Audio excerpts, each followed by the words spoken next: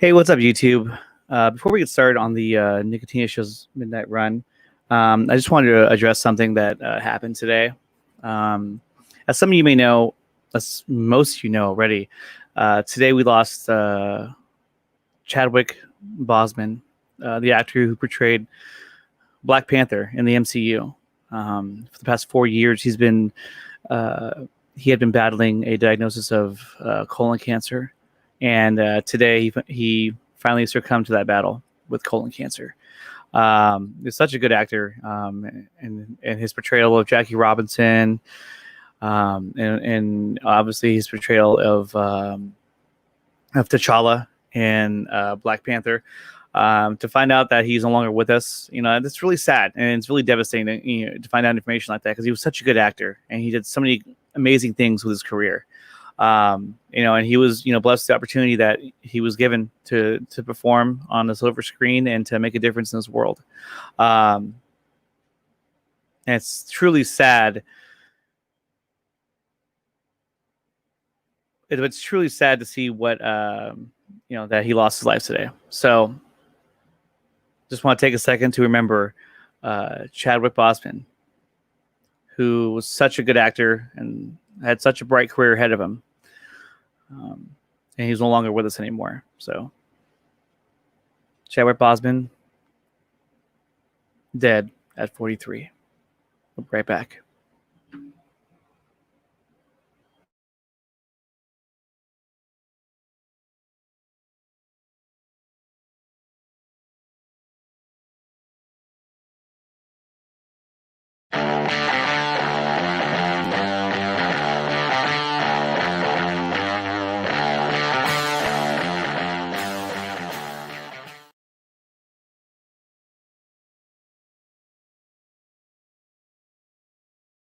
So, what is up, YouTube? Welcome to Nickatina Show's the Midnight Run. We're here talking about a bunch of different topics today, and we got a bunch of great guys in the chat already. So I'm fired up. I'm ready to go. Truly a sad event that happened. Sad news, that is, about Chadwick Boseman. I thought he did such a great job at playing Black Panther. Oh, my camera all screwed up. My dog hit it. My dog did it. It was my dog. It wasn't me. It was my dog. Hold on. My camera's freaking out now. So, but yeah, so truly a sad day for what happened today. And, oh man, my camera is all tripped out now. Let's see. Maybe usually that works. And it doesn't. Okay. I don't know what happened with this thing. I know you guys tuned in to see me mess with my camera some more. I mean, that's why you guys are here, right? No, you're not. Anyhow, moving right along. Oh, we got that one Carlos in the chat. What's going on, man? Rest in peace, Chadwick. Rest in peace. Exactly, man. Exactly. We got AK in the chat. Man, I can't freaking believe Chadwick is no longer with us. Yeah, I know. When I found out today, I literally couldn't believe it, dude. I could not believe it. We got Lethal Lightning up in the chat. What's up, Lethal Lightning? Thank you for stopping by. Master Blaster, what's up, man? Andrew Casali's up in here. Of course, DC Extended is in the chat like always. Let's see who else is up in here. Anybody else I missed? Desert Eagle. My dog streams. She does. She's here right now because I don't know. She didn't know where else to go. So, what's up, Sickness? Sickness in the house. Lethal Lightning, like I mentioned earlier. Leo's here as well. So, you guys, today I want to talk about a few things. One, I want to talk about the Ayer cut. It's something that we've all been talking about for quite a while. It's something that we've all wanted to see for a long time.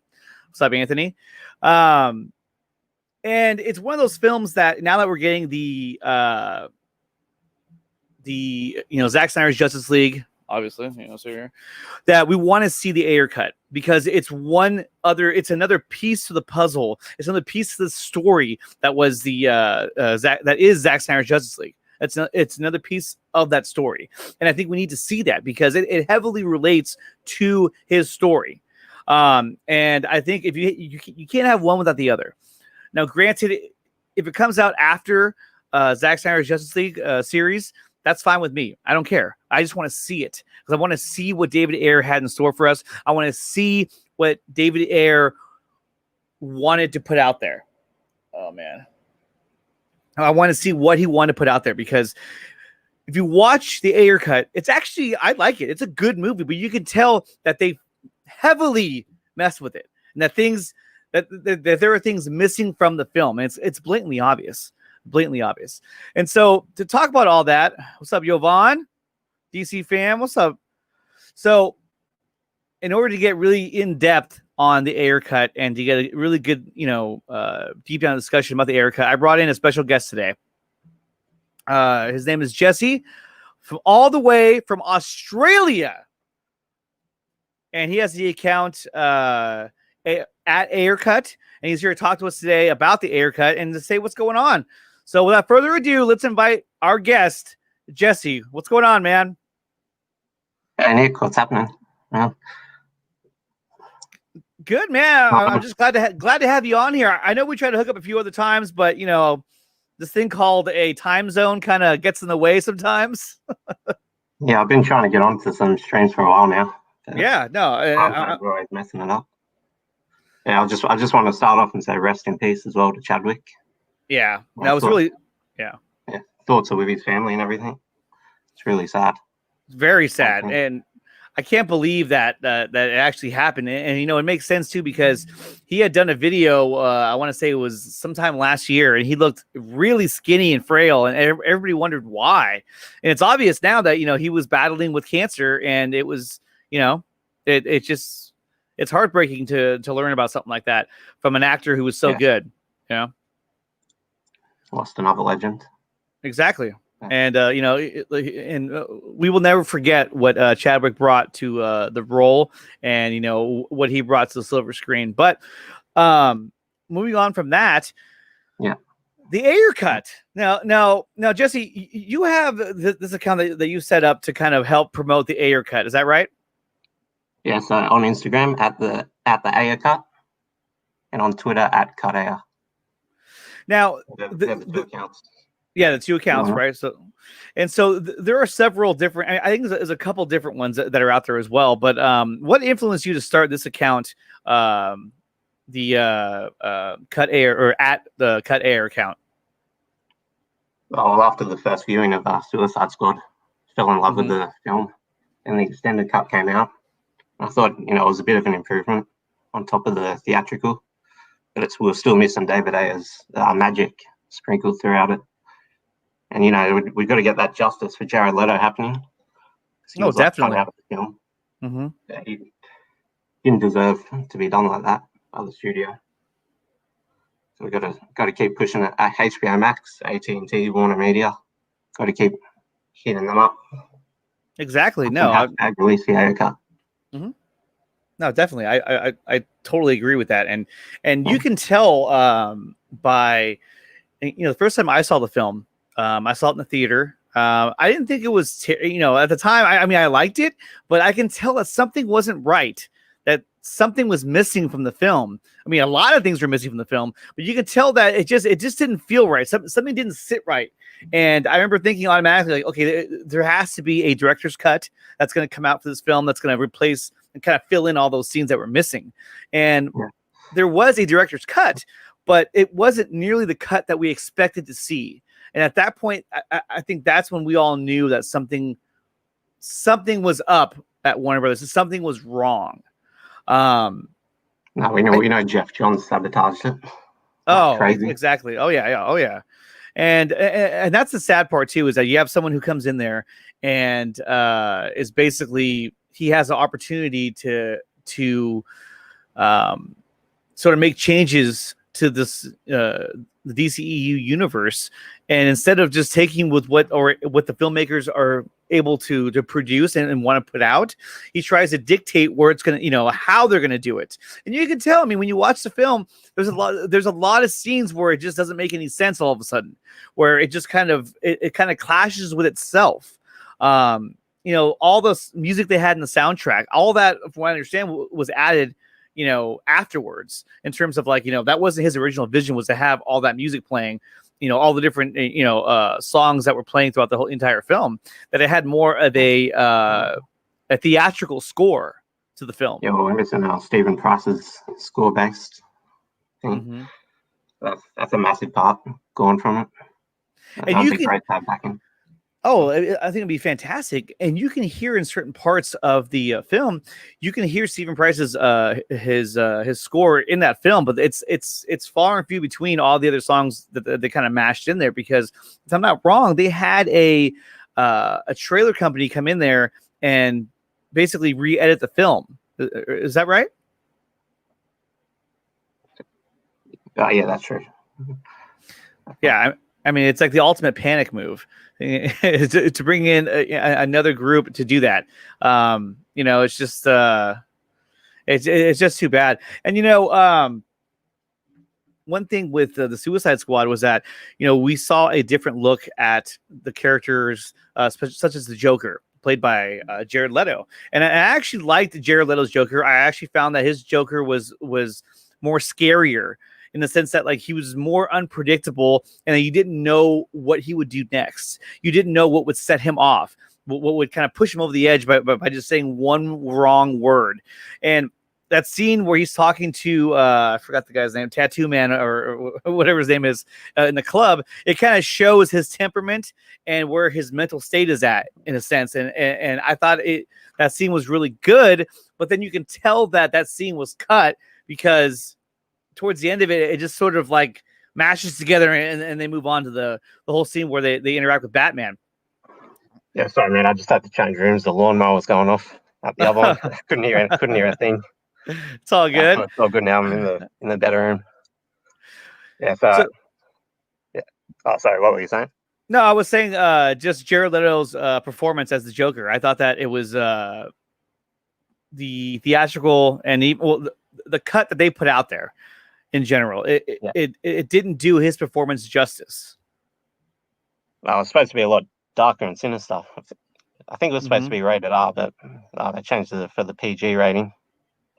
Yeah, completely cut out the performance, restructured. That's a shame. What happened? Yeah, no, it really was, and you can tell it was going to be a much more darker and violent film, which it should have been, and obviously they changed all that because they wanted to have more of a PG-13 rating to get more of a wider range of audience and all that. So, we lost David's goodiness in the process. Exactly, because when you watch films like Fury, and compare that to Suicide Squad, it's a huge difference there. I mean, he was able to do what he wanted to do in that film, and it had a grittiness to it. It had great dialogue between the characters. I absolutely love that film, and he did such a great job with that. And to go from that film to go right into Suicide Squad and to have it tampered with the way it was, it was not right what they did, and they did not allow him to give his full vision. But then the fact that they mess with it, and then they go, oh yeah. And then he comes out and says that, oh yeah, that is my cut of the movie. Like, that's the one I wanted. Now, obviously, to me, the studio was making him say that. They told him, hey, when they ask you, you tell them that this is your cut, because they did not want, any kind of backlash from, the whole, Snyder Cut backlash. They didn't want any of that. So they were already trying to cover their tracks. And so, they basically told him to do that. Molly, come here. Oh, my dog's freaking out. Hold on. Yeah. He would have been under contract for a few years like that. Yeah. Not allowed to say a thing. Cover up the movie, only say good stuff. Yeah, exactly. And for a few years he wasn't really saying anything because he wasn't allowed to. And then after some of the NDAs were, expiring, then he was able to start talking more and showing more pictures. And, as of now, we don't know the status of the Ayer cut. I firmly believe that they're working on it now and that they're going to release it. Although there has not been any confirmation of that officially, but I do believe that it is coming out. Jesse, I've got my money on DC Fandom Part 2. Yes. Just saying. Yes. And I don't have any confirmation or inside info. That's my bet. Yeah, I agree. I think that something is going to come at DC Fandom Day 2. And I am slowly putting together another event for that day, because as we get closer and closer, you know, they are kind of starting to build it back up again that day, kind of building up that hype again. And I think that they're going to start adding more elements to DC Fandom Day 2, and they're going to have more surprises for us. At least I hope so. And I believe that they will. Yeah, if they want to get as many viewers in, they need to put in some announcements. We had the two secret films on the list.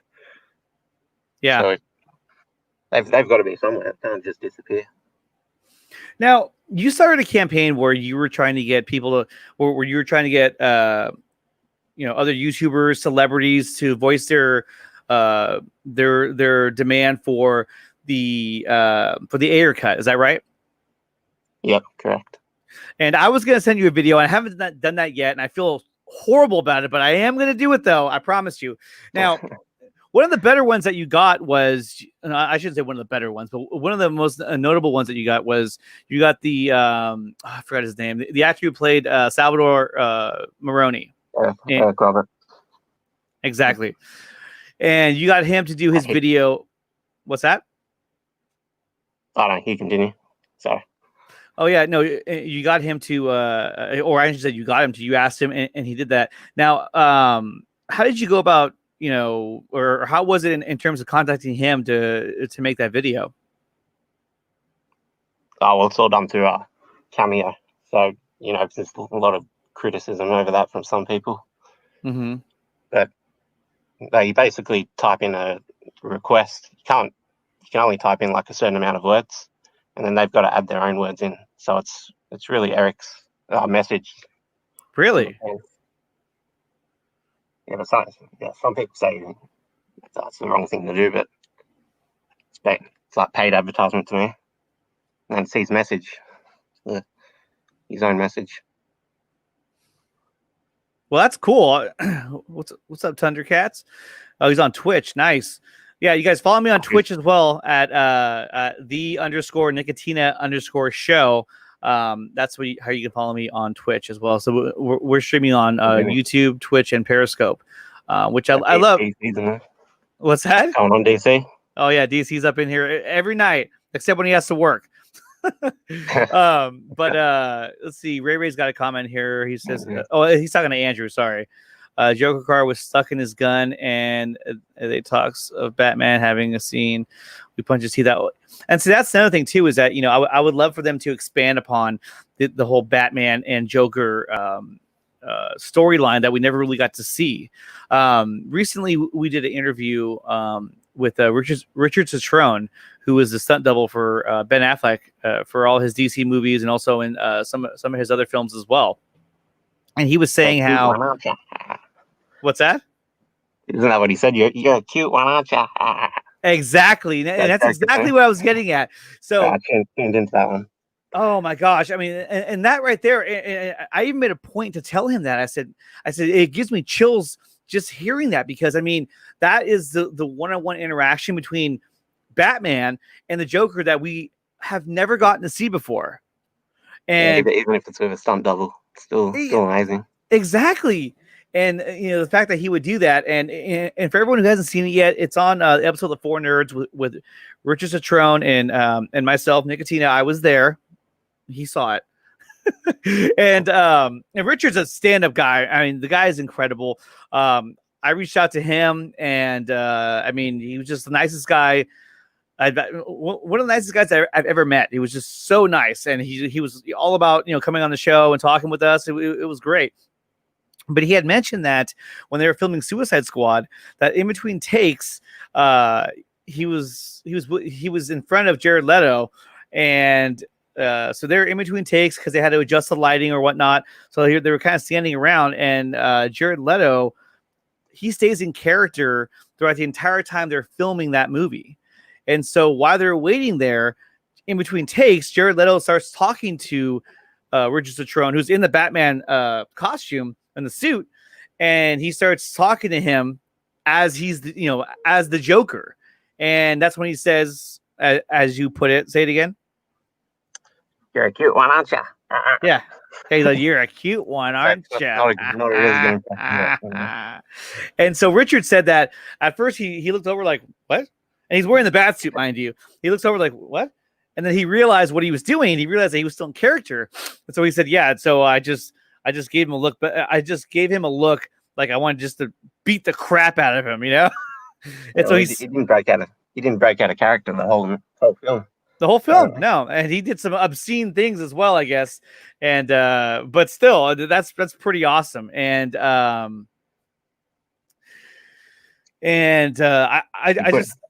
just hearing that alone, I just thought that was such an incredible statement because, like, you know, like I said, it's a thing that it's a sight that we haven't seen before. We've never seen Ben Affleck's Batman encounter Jared Leto's Joker. We still haven't seen it yet. I mean, we saw them in Suicide Squad when he apprehended Harley Quinn, but there's never been like a one-on-one interaction with the two of them. And that was, and until we get that, that was the closest thing that we're going to get to it, in my opinion.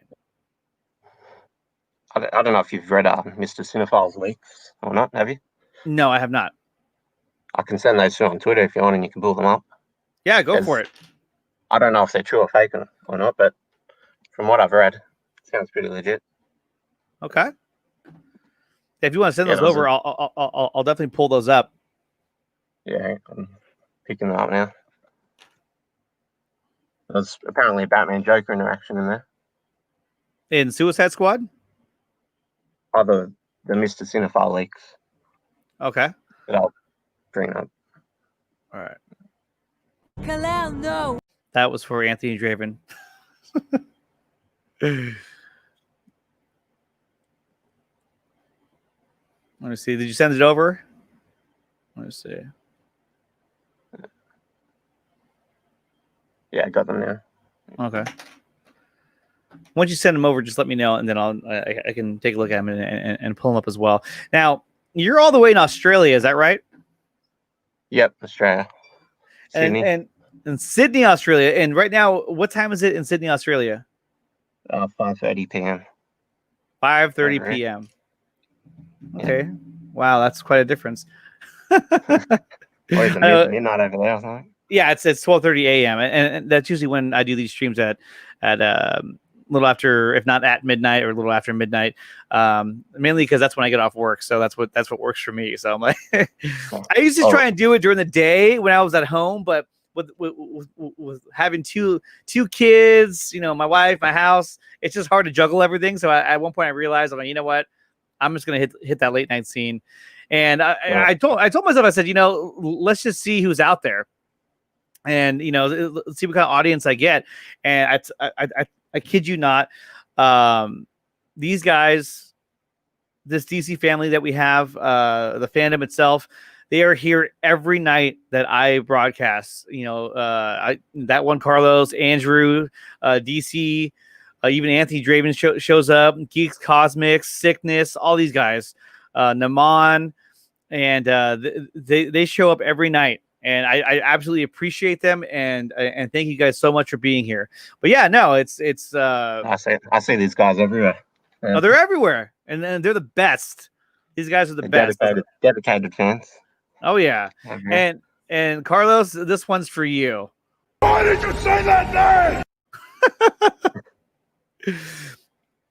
So now, with that campaign that you had started, what else have you know? Do you have a lot other, or do you have any other videos that you're going to be releasing anytime soon? I've a few cool ones up my sleeve. Okay, they're currently in discussions at the moment, though. So you know, you don't know which way they're going to go. Like you've been about a month, I think. No, no. I don't know if your one's coming or not.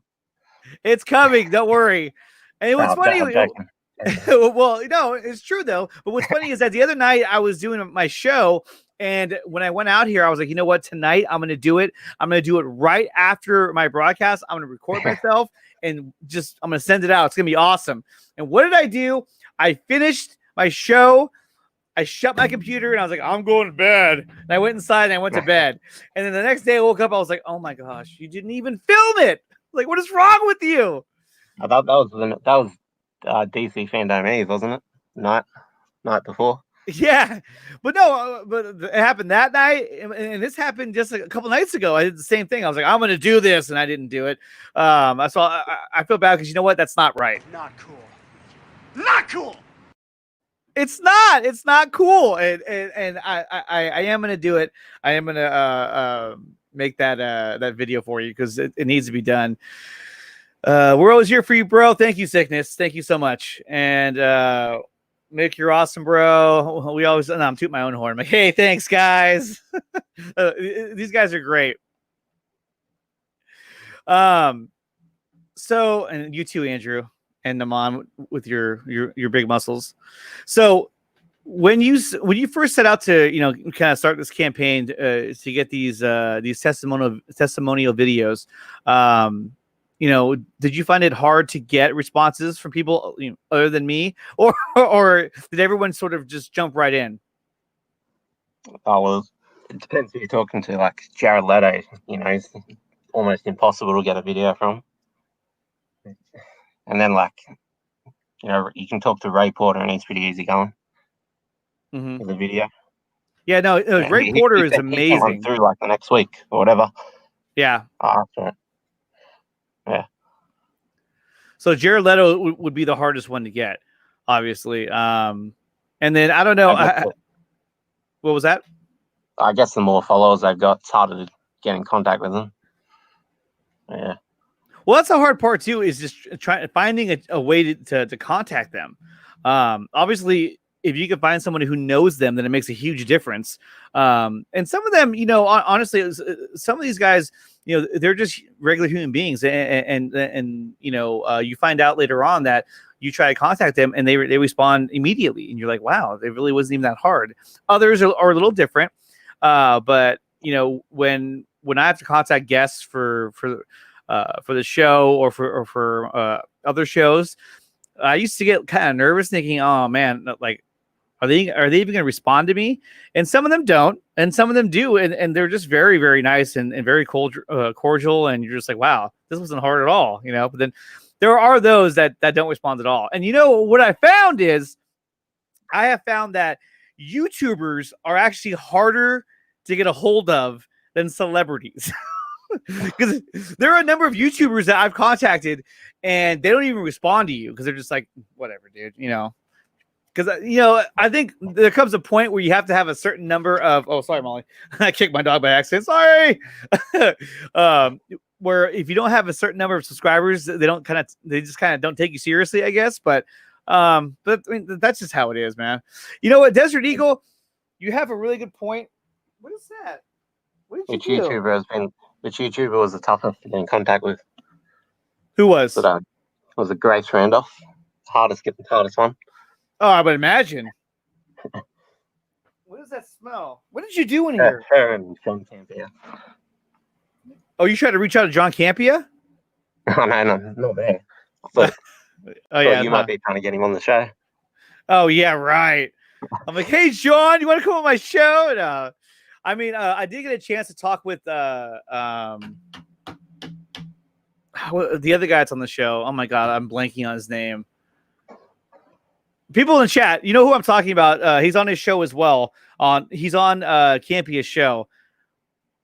Anyhow, I was able to talk with him on the 4 Nerd Show, and he was amazing. I'm blanking on his name right now. I keep wanting to say Jeffrey Dean Morgan, and that's not it.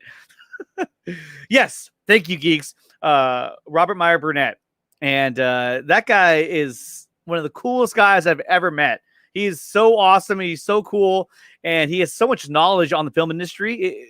It's amazing. And everyone always says, you don't get a chance to talk because Campia talks the whole time. But you know what? He's happy where he's at. And talking to him, he's so much fun to talk to. I've spoken with him a few times now. He's cool. Yeah, I know. He's definitely a cool guy. So,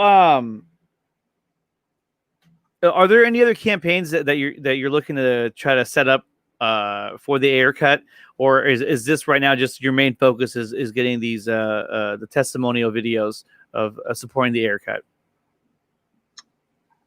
I'm just pushing the videos at the moment. If we come up with something cool campaign, throw out there, we will. Yeah, just keep pushing for the videos for now. Yeah, no, and I think it's a really cool idea as well, and the fact that you've been able to get people to jump in. I also agree to do it right away. I just haven't done it yet. I'm sorry, unfortunately, I keep bringing that up, but I think the videos grab more attention than just normal tweets and messages. oh yeah, definitely, they definitely do. And even the ones that I've seen that you put out there, even Enosh did one. I was just like, oh, when I saw that one, I was like, yeah, damn it, Harley Quinn the dog. That was a cool one. I was like, I'm damn it. Talking to Fuku Jang. Do you know her? Oh yeah. Yeah, I'm talking to her at the moment. Might be sorting out a video. Nice. So the Ayer cut, if it does come out, what are you most looking forward to seeing out of the Ayer cut?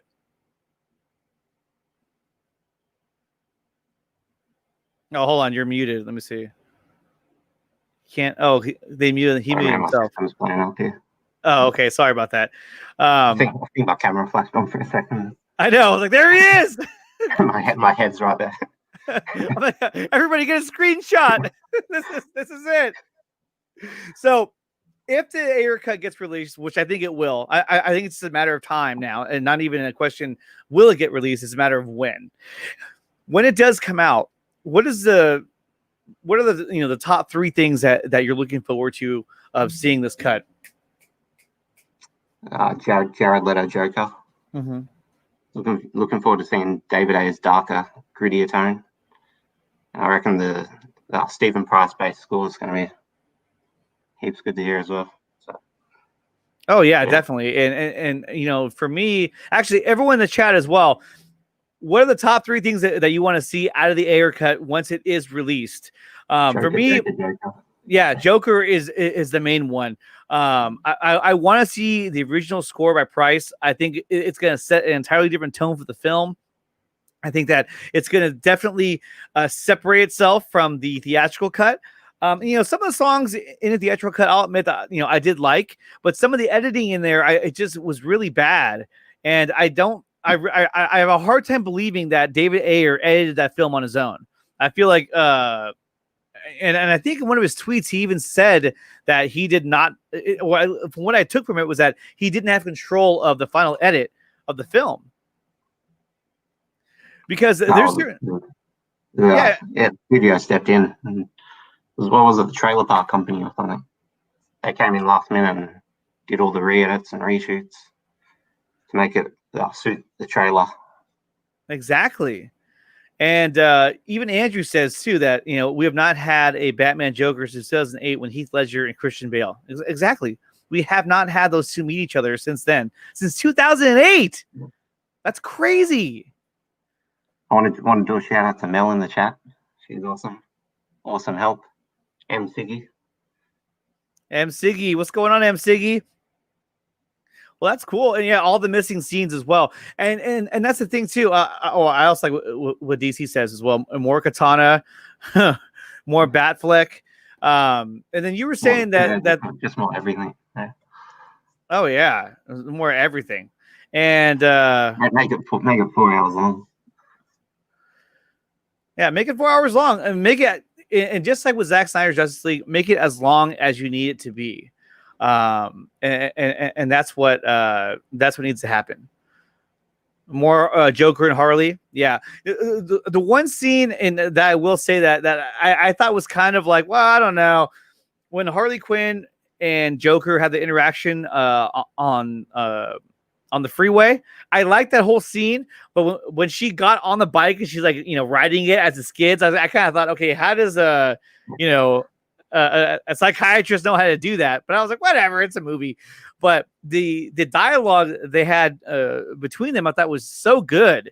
And a lot of people say that's the best dialogue in the film. Yeah. A lot of people's favorite thing. Oh yeah, and plus it further connects, a lot of the scenes together as well. The scene where they're in Ace Chemicals, it makes that scene more relevant because you're like, oh yeah, that directly connects to this scene now. That makes more sense as opposed to just them being there all of a sudden. And also too, Yeah, Go we know ahead. there's extra bits missing from like each scene on there. Mm-hmm. You know, from missing bits from the start, missing bits from the finish. Oh It's yeah, I mean, so much they cut. well, another thing too that came to light recently. I forgot where I'd heard this from. It might have been Matt from Lightcast. If I'm wrong, sorry, Matt. Oh, Matt like it. But He's that cool. the last scene in the film when the Joker saves Harley, that scene was added by Jeff Johns because they had already eliminated that toxic. They had eliminated the fact that they had a toxic relationship that was actually working against Harley because they were supposed to have, and even David Ayer did confirm that Harley and Deadshot were supposed to be a thing in that movie, and we never got to see any of that, which is terrible. Yeah, I wonder if the relationship was like the assault on Arkham thing. Exactly. What goes down there? Exactly. And if you guys haven't seen Assault on Arkham, you guys need to check it out because it's a good movie. It's a good animated film. It's on HBO Max as well. Subscribe to HBO Max. See, I actually sponsor HBO Max. I just don't get paid for it. So they work for them. Yeah. The whole fandom promotes HBO Max, but we all do it freelance. They're the main ones here. Now, players. Like, do you guys have HBO Max in Australia? No, not yet. Still waiting on it. Yeah. Well, it should be there, by next year. I'm pretty sure. I'd assume it will be pretty widespread when the Snyder Cut drops.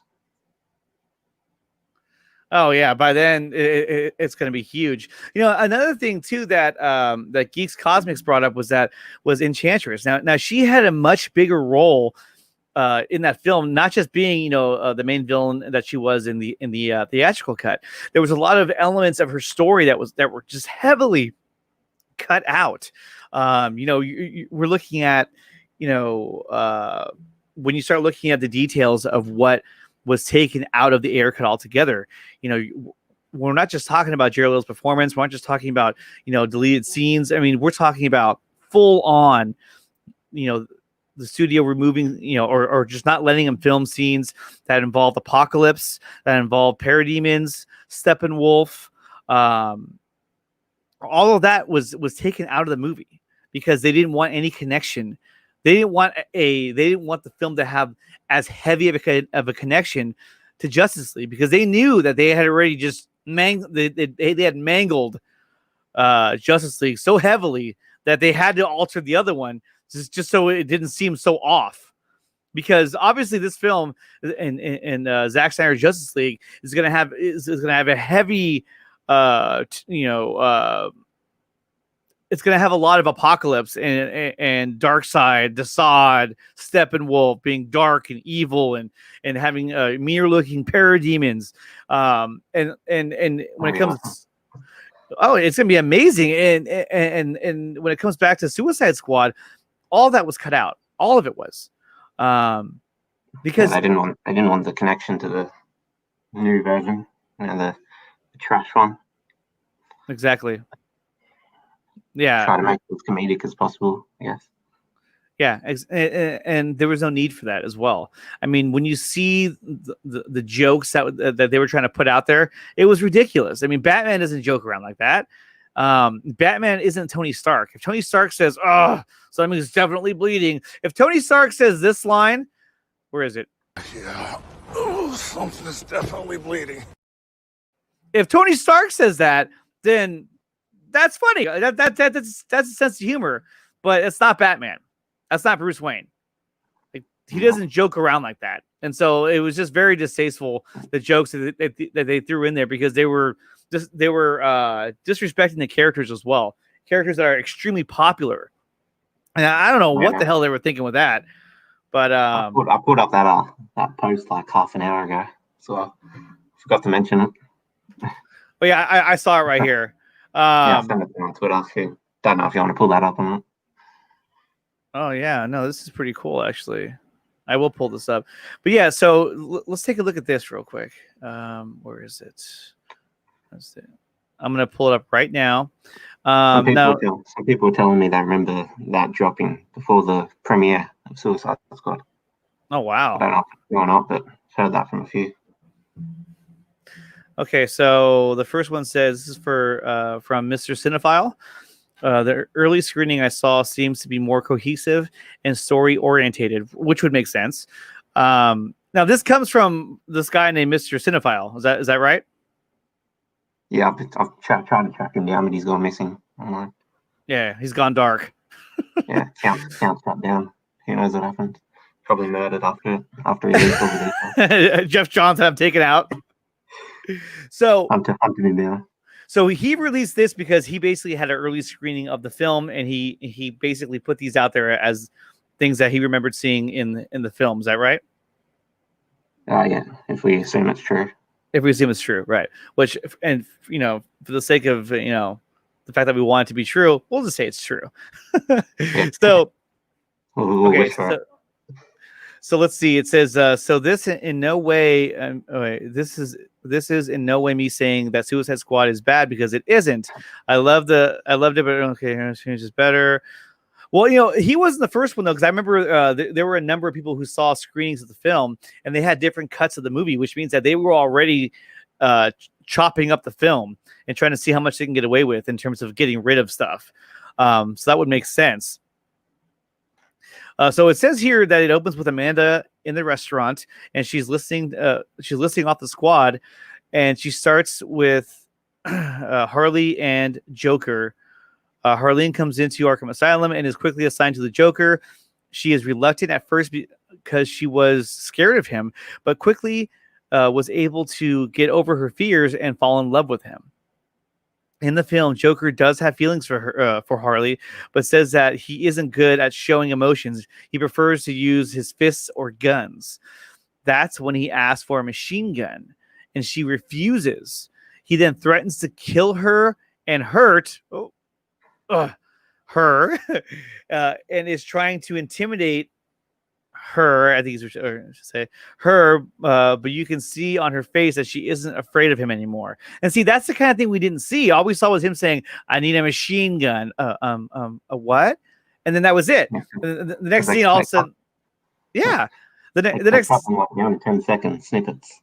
yeah, it was so weird the way they cut up that film, and it was so unnecessary. Because the next thing you know, his guys are in there shooting up the place. And you're just like, oh, okay, I guess she did it. I don't know how, but I guess she got a bunch of fucking a bunch of AK-47s got in there.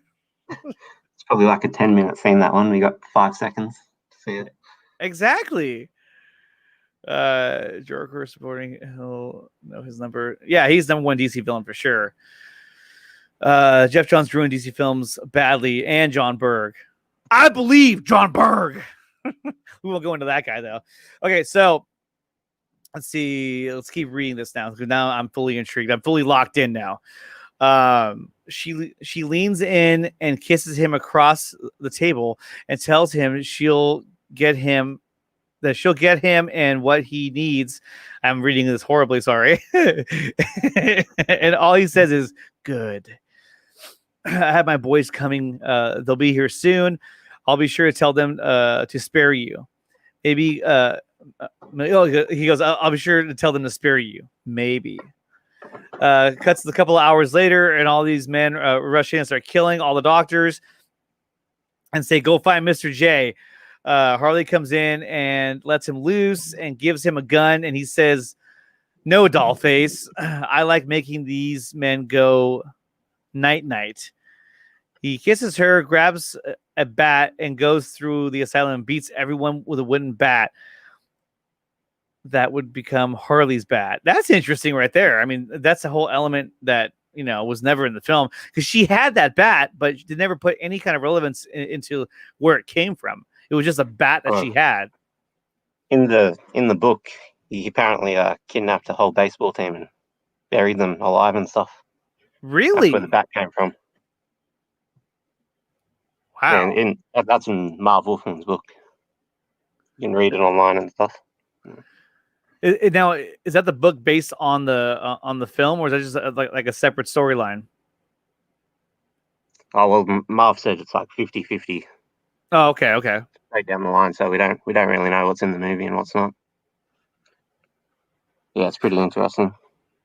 So then it says they then cut through all the other squad members and their backstories. It showed how Boomerang made his boomerangs like knives and the camera boomerang, which is just hilarious. Killer Croc is True Croc, living in a swamp, mutated by swimming on the shore and going into his swamp side home with raw meat hanging around and a big lazy boy couch. Wow. With Joker appearing sporadically. But always dealing with the main plot from the, let's go to the next one, from the background. And that would make more sense too. These are really cool. In the early scenes, in the early screening, he kills Griggs because he heard that he was making the moves on Harley, and he slices him up with a butcher knife. And he is covered in blood and walks out and just screams, "Get me, Harley!" Cut to Diablo living with his family and goes out and does deals. Wow, there's a whole scene with Diablo that was totally cut out of the film. This is incredible.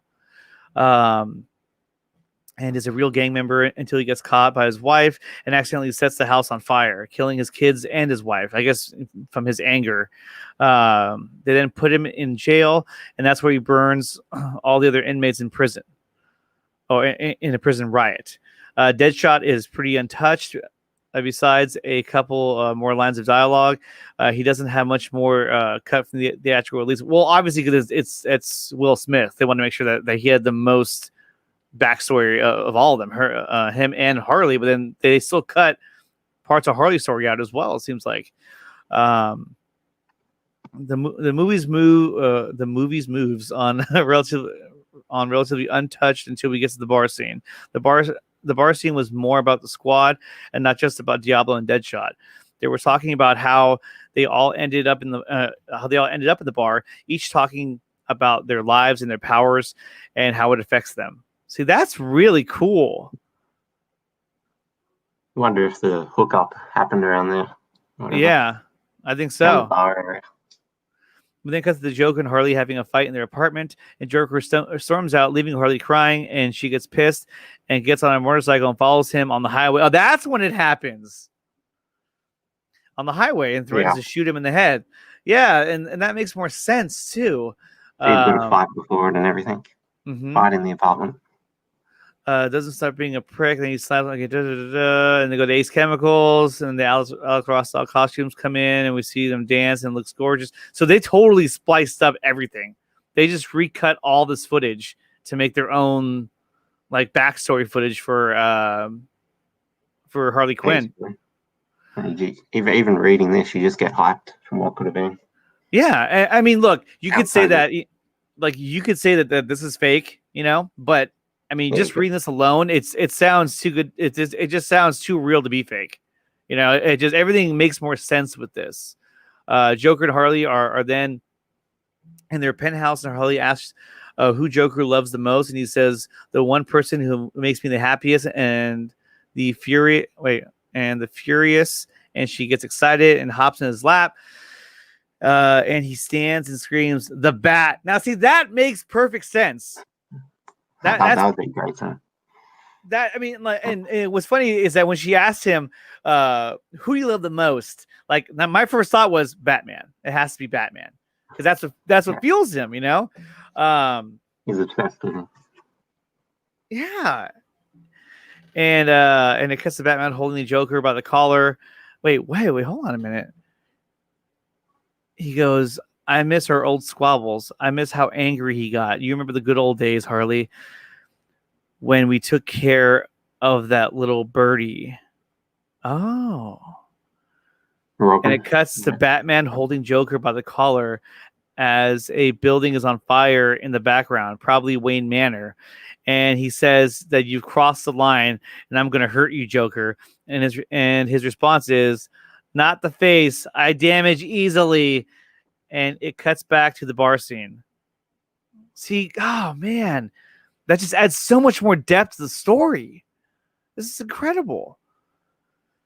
the film continues until they reach the end. Then Joker shows up with half his face burned from the helicopter crash and tells Harley that she's been, or that's been a rough night, and to come with her, or to come home with Daddy and Deadshot. Let me see, is that it? I think there might be one more, is there? Let me see. There should be one more. I think this is the way I'm doing. No, that's it. There's only 4 of them. I think the end one's just the same, if I remember correctly. But still, I mean, even that alone, and I want to thank everyone for for dealing with my reading skills. But I mean, I was just trying to but to me, that just sounds so much better in terms of the story cohesion. What's up, Dan? Check out the comments. No, it just sounds so much better. And guys, we're talking to Jesse from at Aircut. He's a big Aircut supporter and is doing a campaign to bring more awareness to the Aircut and to get different celebrities, YouTubers, anybody who's a fan of the Aircut to put out videos making it well known that we want to see the Aircut. So Jesse, we're gonna work towards Jared Leto. Getting him on there. Yeah, I mean that's the biggest one. If you get him, then that's like when Ben Affleck tweeted out, release the Snyder Cut. I mean, we'll take Ben Affleck as well. Yeah, we'll take Ben Affleck as well. Hey, let's do it. And I've always said too that if once Zack Snyder's Justice League gets released, that we're coming for Ayer next. And so I was doing it every day. I've kind of gotten away from it, but I'm gonna get back doing it every day. I'm gonna tweet out, release the Ayer cut every single day because it needs to be put out there. It needs to get released. As we see from this article, there was so much more to that movie than what was allowed to be put out, and I think that getting that film restored back to what it was supposed to be will not only make Justice League, Zack Snyder's Justice League, even better, but it's gonna make that film just another memorable film, part of the DCEU movie library and their whole universe, and it's only going to make them better, in my opinion.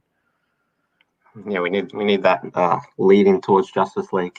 That's what it ends on, the Ayer cut. Yeah, straight into it.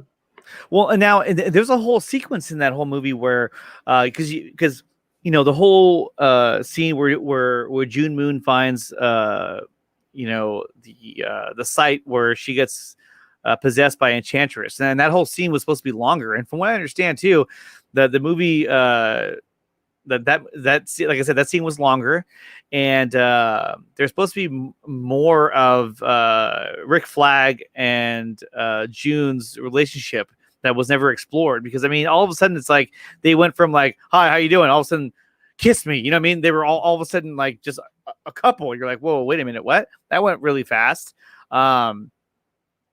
Oh, that's how the film starts, with June on the archaeological expedition. Yeah, exactly, and that's what I've heard as well. Is the film starts with that scene, which would make so much more sense, because that's where that's the main point, or the main crux of the film. Now, Andrew has a question. He says, "Hey Nick, do you like Jared Leto's Joker?" I do. I love Jared Leto's Joker. I thought it was such a cool take on the character, and I want to see more of Jared Leto's Joker, because I think it's something that we haven't seen enough of, and that the film that did come out did not do him any justice, and I think he got too much negative criticism for having one performance as a Joker, because you can't compare everyone's performance of the Joker to Heath Ledger. That was a memorable performance. That was an incredible performance by Heath Ledger that only he could do and nobody else. And so everyone's take on the Joker has to be different. And I thought Leto's take on the Joker was awesome. I loved it. Yeah, well, we didn't even see the true take on it. All we got was the restructured 10-minute performance. Exactly. And he came across, they kind of recut him, so he's more of just like a he didn't have a lot of depth to him at all. He was a very surface character, and that wasn't what his character was. So I'm definitely looking forward to seeing his character and how he was supposed to be portrayed by Jared Leto through David Ayer's cut. That's something that I'm definitely looking forward to. Vasanth, he missed close to an hour. We actually watched the air cut. It was incredible. No, Yeah. we didn't. We do. saw that. We ducked off to the WV studios. Checked it out. Me missed so much. Siggy says Leto's Joker is my favorite, amazing and unique. Definitely, I definitely agree with that.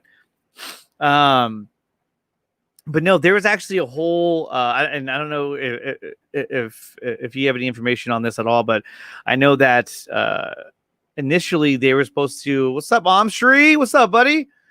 Was that they were originally going to have basically, what is it?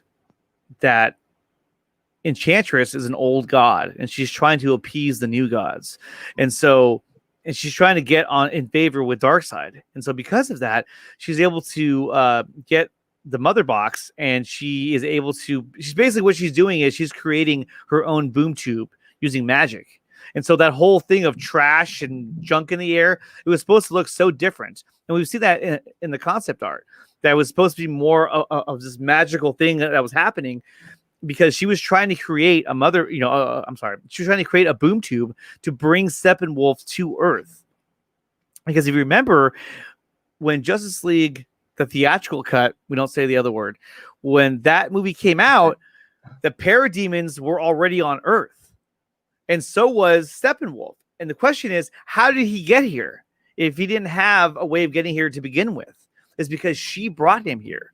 So that's the connection that was cut out of the film, was that Enchantress brings Steppenwolf to Earth with an army of parademons, and then they take off. Basically, all he needed her to do was to get him to Earth. And then once the Suicide Squad shows up and starts to, take her on, he takes off because he's already got what he wanted from her. He got to Earth. And now he can start his mission and start building his army of parademons. And that was the thing that they didn't really go into, was that showing that Steppenwolf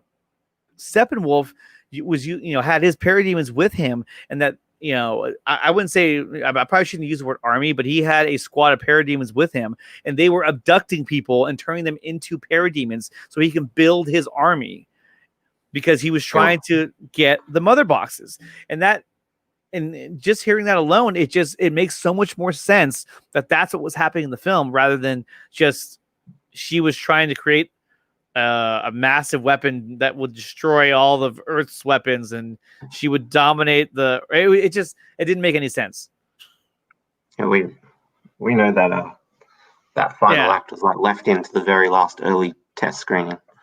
So they were going to keep that in there, and then for some reason, last minute they pulled it out, just ruined the whole thing.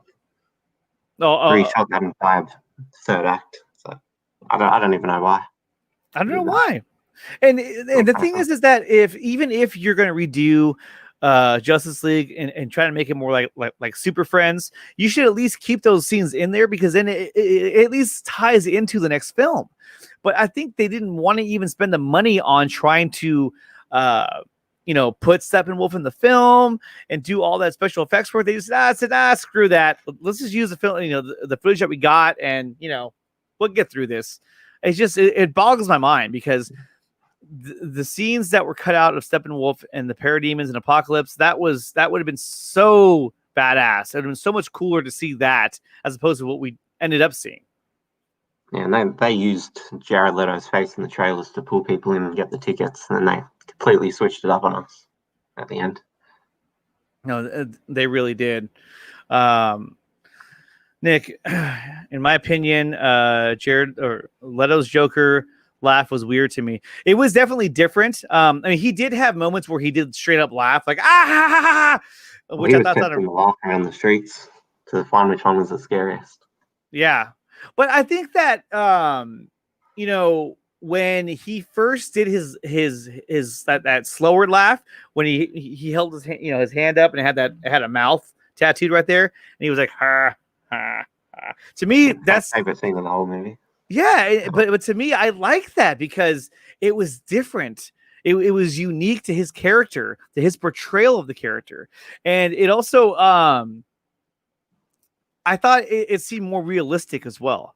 because no one's like, I thought that Joaquin Phoenix's portrayal of the laugh was really cool because it was a mental disorder. It was something that he was it was like a it was an uncontrollable reaction, and I thought that was a really cool concept that they put into the Joker.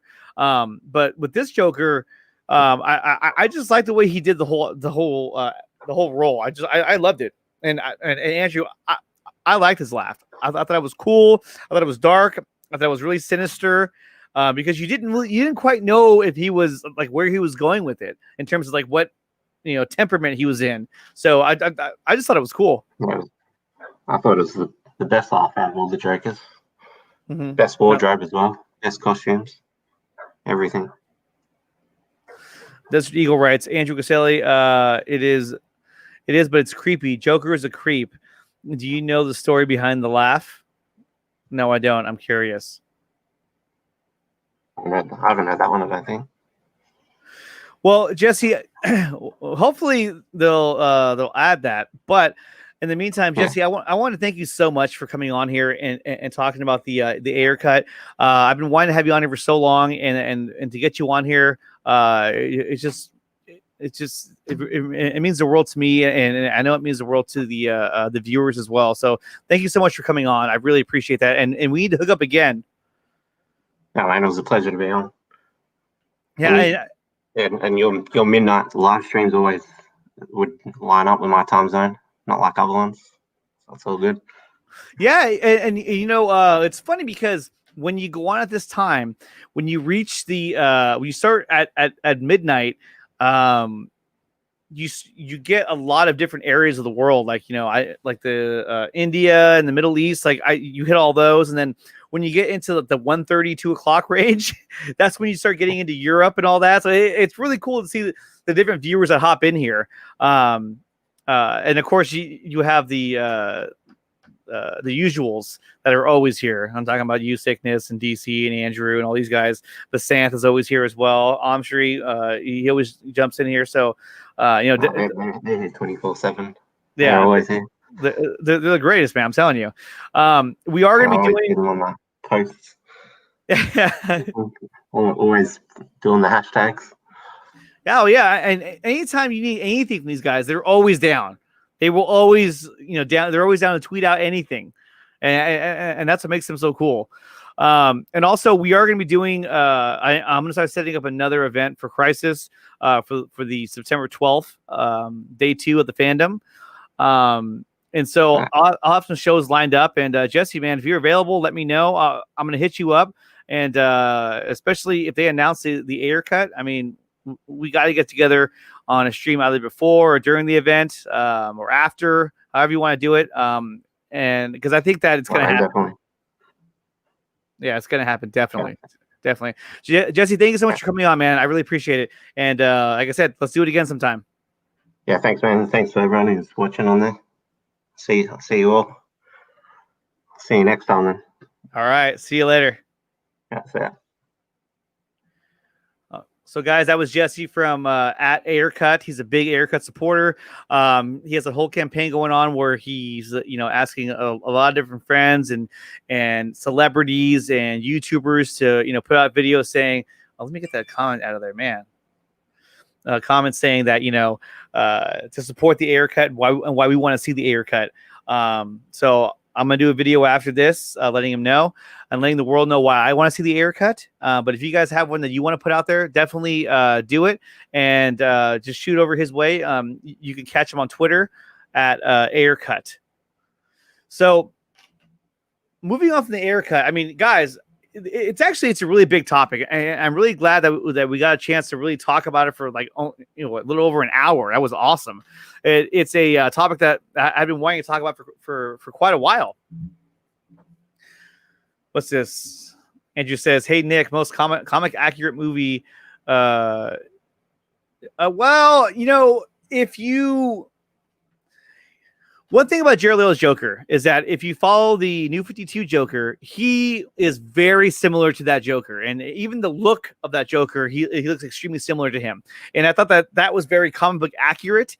I know people were really weird about all of his tattoos, but I thought that if you if you're putting together a modern take of the Joker, that's what someone like him would look like. He's gonna have tattoos. He's gonna have bright green hair. He's gonna have more of this kind of like punk rocker, crazy guy look. And I just thought it was really cool. I loved his portrayal of the Joker. And some people thought that he should have been older. I thought he was a good age. But I think out of all the Jokers so far, it's to me, I do also think that Jack Nicholson is really, really good. But I think that Heath Ledger still is the best Joker. But for comic book accurate, to be comic book accurate, at this point now, I would say Jared Leto's Joker is probably the most comic book accurate Joker. But we haven't seen the full act yet. We haven't seen his full portrayal of the character because of what Jeff Johns and John Berg and those guys did by meddling with the movie and cutting out huge portions of the film that should have been there, that we should have been able to see, that would have connected to Zack Snyder's Justice League. So that's a shame that we didn't see any of that. So we're 14 minutes past the hour. And guys, if you have anything else you want to talk about, definitely put it in the chat. And it just, oh yeah, Geeks Cosmics. I can't believe New Mutants is finally out. It's out, and like half America can't even see it. Half the world can't even see it because theaters are closed where I live. And I'm not. What's funny about this thing is that Tenet is out. I think in Europe or overseas, not here in the U.S. It's not out, but certain states are starting to open up and they're opening up their theaters. And unfortunately, where I live, they're not open at all. But I think there is a people will say, hey, you know what? I'll just download the movie. I'll watch a hack version of it. I don't care. But I feel like right now, at least with me, I don't want to do that. Like, I want to support these films more than I ever have before in my life because everyone's going through this hardship right now. And it's not fair just to say, oh, well, I'm just going to go steal that movie as opposed to, go pay money and watch it, as it was meant to be seen. And I hope that everyone else is doing the same thing because, this is a tough time for everybody. And, going to the theater and getting that experience of being in the theater, immersing yourself in the film is something that I think we've all been missing. I know I have. So that's definitely something that I'm looking forward to once the theaters open again. And I'm just going to go on a flurry of watching movies by myself and with my wife as well. Can't put Joker in a box. You cannot. Anyone think that Pattinson's fight scene was better than Batfleck's? No, I mean, you guys might have thought that. I didn't. I mean, he just punched the crap out of a bad guy, and it was cool. But no. I'm sorry, Sickness, but no. Kalel, no. Let's see. What else are you guys talking about here? Sickness can't nothing to. Yeah, exactly. The warehouse scene you can't compare it to warehouse scene. You're talking about one short scene to one long scene, so that's not even comparable. But it was still a badass scene, though. It was really, really cool, and I fully enjoyed it. Yeah, actually, Geeks, I want to say that the film was supposed to come out somewhere around like, oh gosh, what was it? It was like 4 years ago. I want to say it was supposed to come out, but with the whole Disney, buying out Fox, and then they had the whole, what's it called? They had Dark Phoenix coming out. Fox did, so there was a lot of like up and down uncertainty going on there, and they decided just to wait, and they waited way too long. But I can't wait to see it. I think Demon Bear is gonna be a badass villain. I just think it's gonna be a cool movie based on the footage that I've seen so far. If you guys haven't yet, go out there and follow Jesse at Aircut. He's got some great content. He's putting out great videos for supporting the Aircut. Definitely check him out on YouTube. I'm sorry, check him out on Twitter. He's a really good guy. I talk to him all the time. Let's see. Justice League is coming out for a second time, and the time New Mutants got its first shot. I know! God, it's horrible. These poor guys. It's you know what it is, though? It's such bullshit, isn't it? I mean, that's the part what they're saying to each other. the casting meetings, and I know the director Boone, I forgot his first name.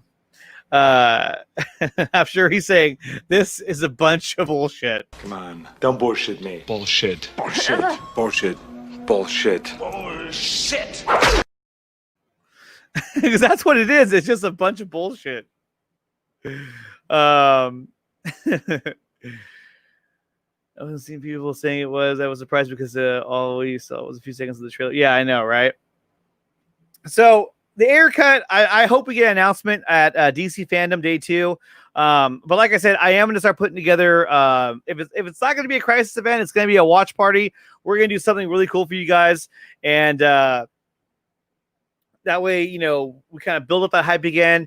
We can all do this together, and I think it's gonna be really cool. I really do. I think DC Fandom is gonna have a lot of surprises for us that we don't know about yet, and we haven't seen yet, obviously. And so I'm looking forward to it. I'm really, really, really looking forward to it, and I'm glad you guys are excited about having another crisis event. I'm gonna start reaching out to all the hosts tomorrow, because right now it's like 1 a.m. and over there it's 4 a.m. on the East Coast time. They're all dead asleep right now. But later on, I will reach out to those guys, and we'll see what we can put together, because every time we do one of these, it's so much fun, and that's all we ever hear, is that it's so much fun. And I sent out a link to who is it? Koozie Cast, but I don't know if he was able to get that or not. Oh man, well, he might be busy though. Let's see. We got Gosling's up in here. What's up, Gosling? In New 52 Batman, in New 52, Batman faces Darkseid in his second year itself. I don't see Pattinson have the same potential, but that's definitely something that I'd like to see Batfleck have a potential to do.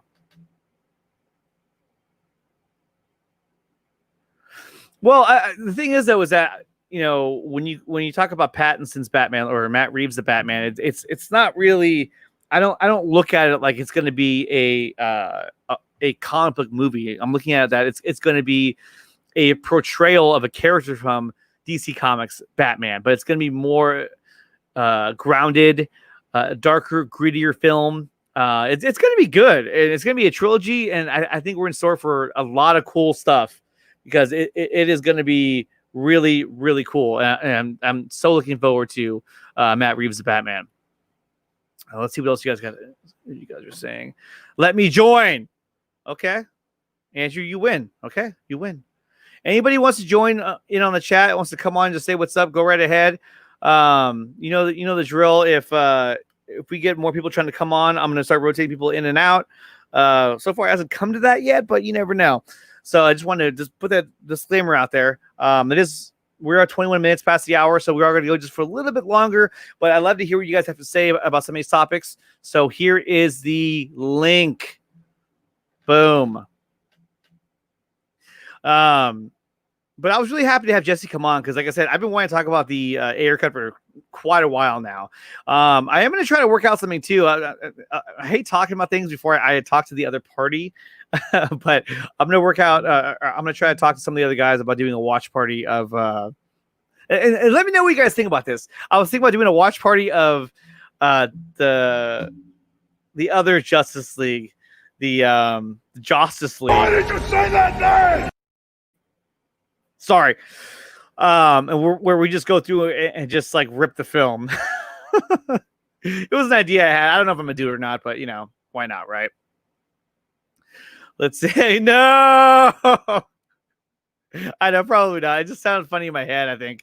Gosling, how long will it take to retcon Justice League? Oh crap. Why did you say that name? I'm sorry. I don't know. Probably like 2 seconds. It's an entirely different film. And, you know, in fact, one thing that I hadn't done yet is I hadn't rewatched the trailer with you guys. And I've been wanting to do that for a while now. It's dead. Bury it. Seriously. So, from what I understand with YouTube is that if you play the official trailer, that you won't get taken down. I believe Andrew probably has an answer to that. He's coming on right now. Let's welcome Andrew Casali. What's going on, man? Hey, how's it Andrew, going? good. How are you? Good. Just wanted to come in and chat. Right on. I appreciate it. So yeah, sorry about all the stuff I was saying about Jared Leto. No, you have to apologize at all. Hey, if that's your opinion, and that's how you feel. Then you're more than happy to let anyone know that. And that's one thing is that I don't dislike people for their opinions, because everyone's entitled to their own opinion on everything. And if that's your opinion, that's your opinion. Hey, that doesn't make you better or worse than anybody else. So no, go right ahead. Yeah, I mean, I feel like you didn't like him though. I'm more of a Jack Nicholson, Mark Hamill guy. And Mark Hamill did an amazing job with the animated Joker. I mean, he basically, anytime there's an animated movie and he doesn't do the voice, then it never looks right. It never sounds right. You know what I mean? It's always like, wait, that's not Mark Hamill. It's like I instantly look for that if I see an animated version of the Joker. Yeah, and when you were saying that script in the Facebook thing, it sounded like a better movie. Yeah, no, it sounded like a much better movie. And some of the stuff that I've heard about when it comes to the air cut, especially talking with Matt from Lightcast, and and some of the other guys that I know, obviously the guys that I mainly talk to, Dawson Zever, Dawson, Ryan from Zeverfest, Sil, Abdul, all that. We're talking about things that were not put into the air cut. I mean, there's some really, really good stuff that was cut out of that, and it's not. It's disappointing learning that all that wasn't there, because it should have been there, and it would have made the film so much better. But hopefully they can repair all that and kind of make amends for the things that were altered from the film. Yeah, and then when it comes to like Batman and Joker meeting up, I can see it for Affleck and Leto, but Robert Pattinson and Joaquin Phoenix, nope. No, that's it's two separate universes. They will never connect with each other, and I'm fine with that. And plus, at the end of Joker, they kind of basically said that it was all in his head anyway. That's true. I mean, because that's basically what they were saying, was that, oh, guess what? All along, this was all just in his head, or was it? Kind of one of those things. And I like how they did that, because then it shows, hey, look, like this is how crazy this guy is and how delusional he is. But then it makes you think, but did it really happen, or was it all in his head? So it kind of makes you second guess yourself as well. So I like how they did that. I thought that was a really good idea, because then if you don't do that, then immediately everyone says, well, he should be the Joker. They need to continue that story, but now you don't have to. You're not obligated to continue that story. Oh, what's up, MX Bravo's in the house? What's up, man? Well, we were saying about comic book accuracy. I understand what you were saying, but Nicholson looks like comic book Joker. No, he does. He does look like a comic book Joker. And I thought his portrayal was amazing in Batman 89. I remember seeing that when I was Naman. He's got to go. Hey, Naman, thank you for being here. I appreciate you coming, being here in the chat with us. It's always a pleasure to have you, man. But no, I remember as a kid, I remember seeing Batman 89 in the theater, and I remember thinking that Jack Nicholson, I was like, man, like, how can you top that? That is the best Joker. And I mean, really, since then, or after that, you didn't see another Joker at all besides Mark Hamill's in the animated series. All the other Batman films, they steered away from the Joker, because they knew that, do you want to go up against that performance? And then finally we saw it again when it came to Heath Ledger's Joker in The Dark Knight, which I thought was amazing. I think everybody thought it was amazing. Seeing as how the new universe we're getting with Robert Pattinson, I wonder what the Joker would look like in Pattinson's universe. Yeah, no, seriously. And because he's going to be even darker than what we're going to see from Jared Leto by far. It's going to be more sinister, more psychotic.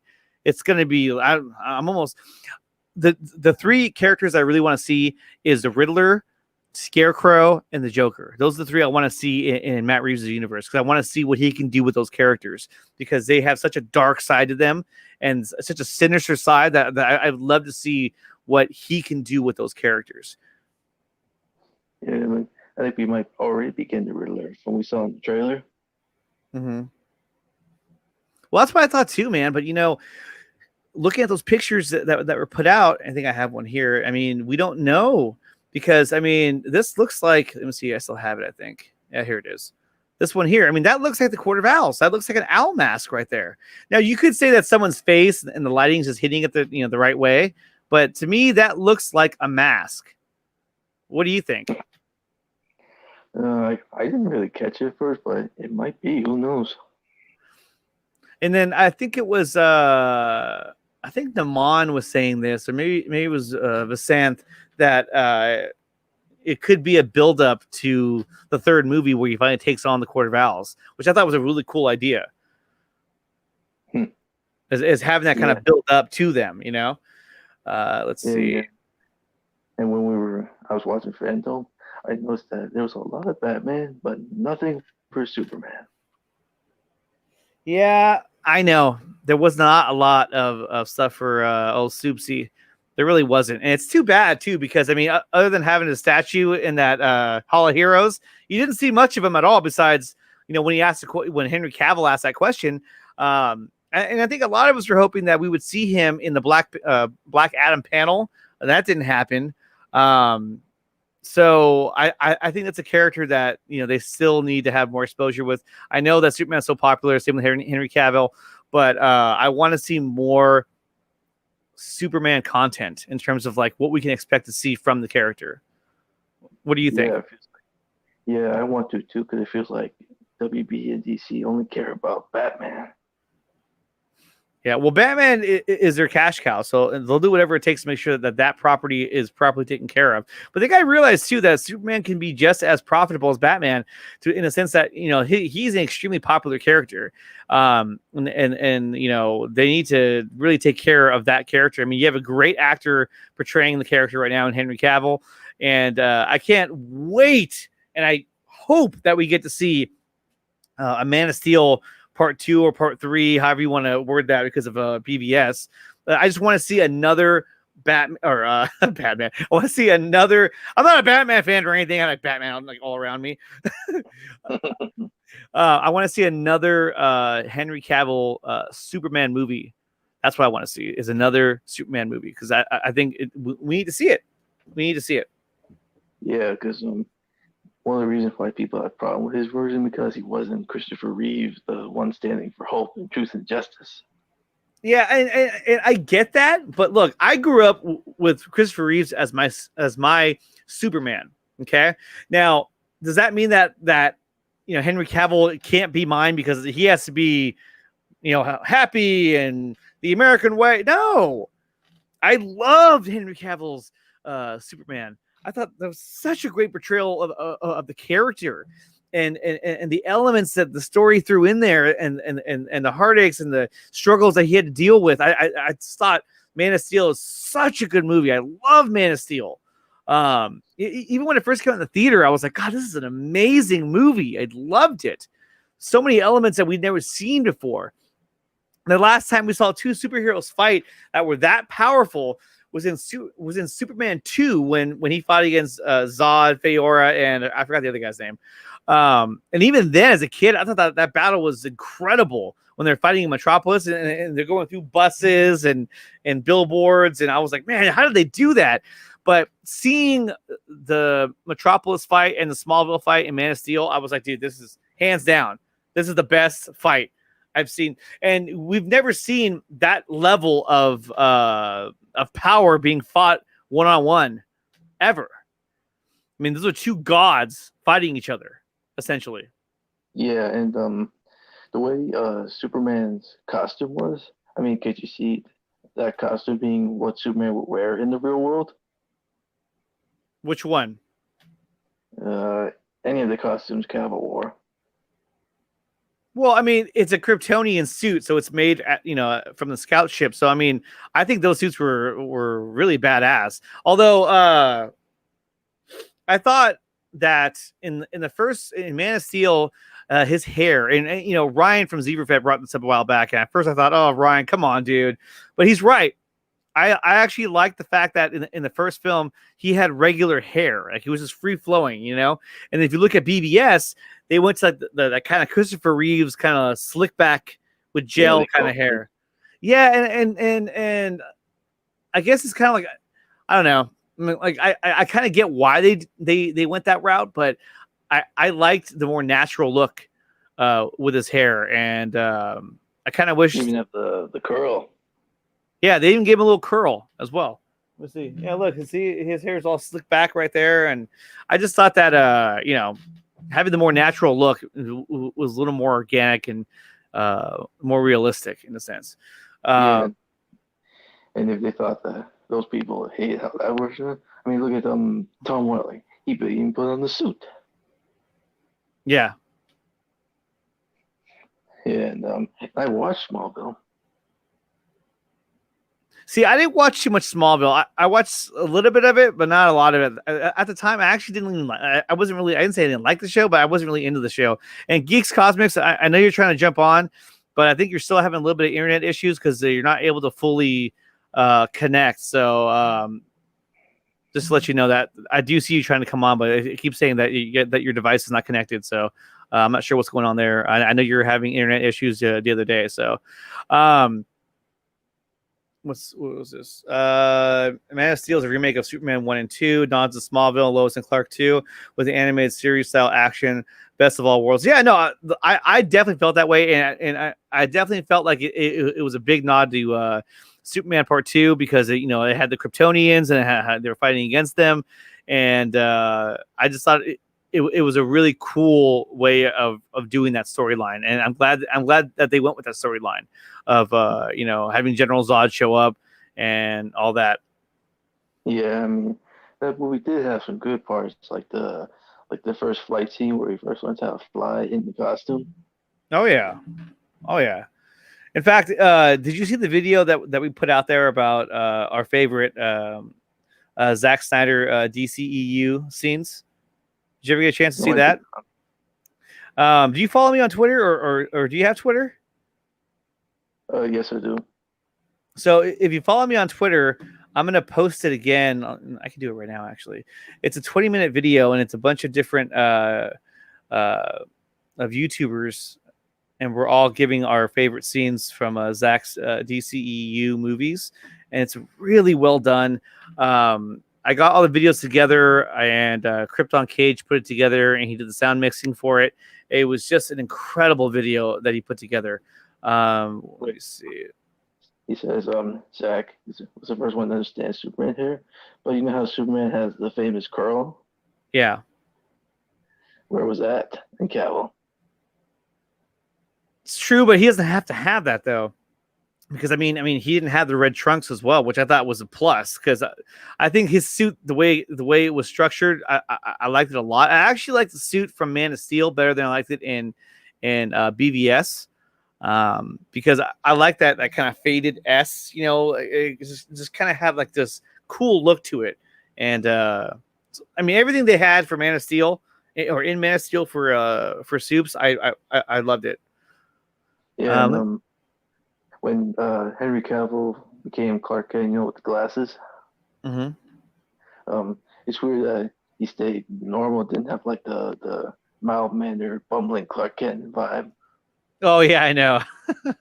But I mean, that's what makes the Christopher Reeve Superman so cool is that, he puts the glasses on and then he's just kind of like nervous, kind of bubbling guy, like, oh okay, Lois, and that's what was so funny was that then when he was Superman, he was very calm and collected and strong, and I think if you try to do that again, then I thought that would be too much of trying to kind of rehash what has already been done. So I was actually glad that they kind of had their own take on it. Seeing Cavill do that might have been weird. Yeah, then it would have been like, oh, okay, so we're gonna do this again. Okay, let's see. I'm trying to find that the link, but I am gonna resend it because I want to. have you guys see that. I'm going to tweet it out today, and so you guys, definitely look out for that. I had it pinned for a while. In fact, I can probably get it again. I tweet so much that I have to like dig through all my tweets to find it now. But you know how the easiest thing to do is you have to go to multimedia. I'm like doing this as I'm talking to you. This is like so not what you should be doing when you're hosting your own show. Is looking at like doing multitasking while you're hosting a show is it's a lot harder than it looks. And if I'm making it look easy, which I don't think I am, then I'm doing a pretty good job. But it's such a pain in the ass, because then like you have moments where you stop talking and you're like, oh, and you're just staring at your screen. You're like, oh my god, talk, dude, talk. I heard that when Danny Elfman had the Superman theme and the Batman theme and these theatrical cuts, people thought it felt out of place. Did you feel that way? No, not at first. See, for me, to me, it felt out of place only because I was such a fan of Hans Zimmer's score in Man of Steel and BVS, and so when I didn't hear the themes that he had put together for those two characters, it bothered me. I was like, wait a minute, like where are those tones that he had put together in the previous two films? You're telling me that like those aren't going to be in the movie at all? And I think it came across kind of arrogant of Elfman. Not to say that he's no slouch. I mean, the guy has made some incredible scores and incredible music throughout his whole career. But I thought that not using the original music that Hans Zimmer had put together, that really, I mean, obviously they did it on purpose, is because they didn't want to have that tone. They wanted it to be more like Super Friends, to be more lighthearted and fun. And that's why they kind of steered away from the Hans Zimmer score, and they fired Junkie XL. And when he even said that he completed the score for that film. And now he's having to go back in there and remix more music because they're adding scenes and doing more stuff. So I think that if you're gonna have these films like you do with Man of Steel and BBS, then all of a sudden you just pull a 180 and you just like switch gears that hard. To me, it doesn't work. It's not gonna work. It may have worked for some of you guys, but for me, it didn't work. And oh, he's in.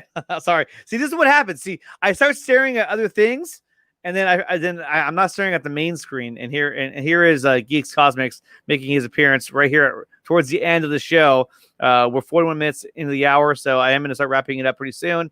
But I do want to say what's up to Geeks Cosmics Entertainment. What's going on, man? Not much. How are you? I'm good.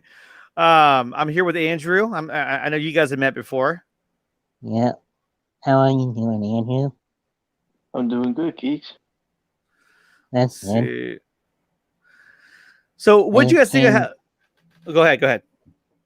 I just came in and said hello, and I couldn't sleep. And you couldn't sleep? Yeah.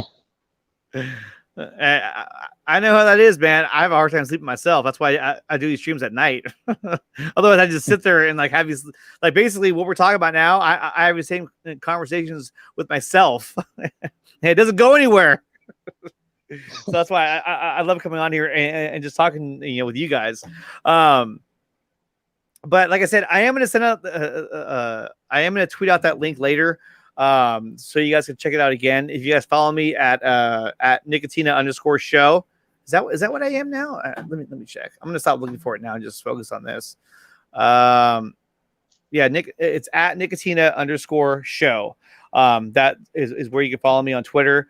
And I'm gonna post the link right after the show is over, and you guys can check that out. Like I said, the video itself is about 22 minutes, but it's got really cool guests on there. It's got obviously myself. It's got Krypton Cage, Dave Pena, Chris Wong, Zod Rider.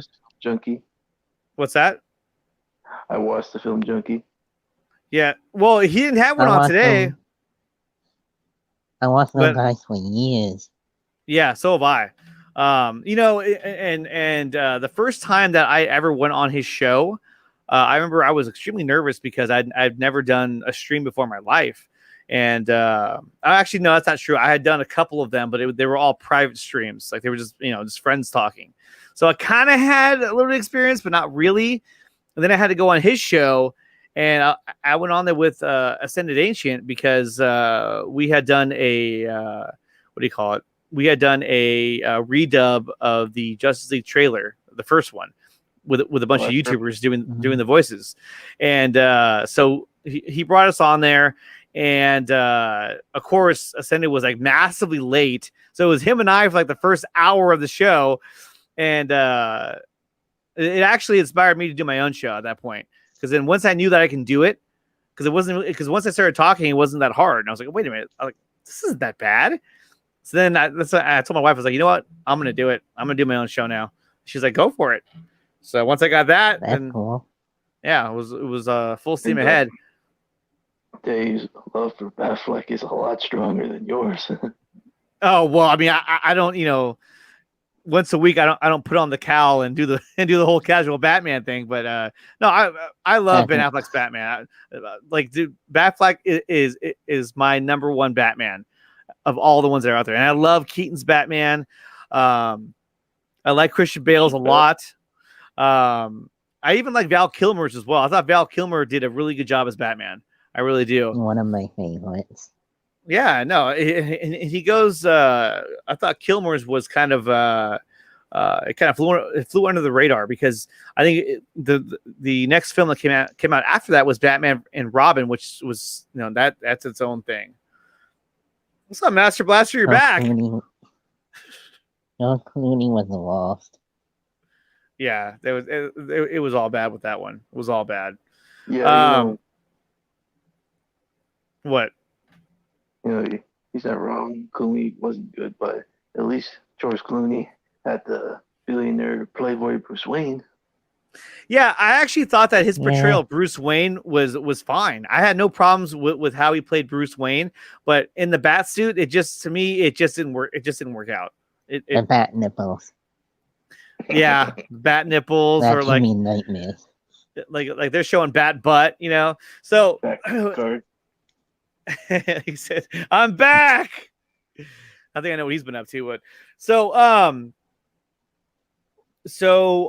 what is this? Wait, Zod and Dave together. Yeah, I know, Zod and Dave together. Yeah, so check out that video. Like I said, I'll post the link. Tyler from Subjective Reviews is on there.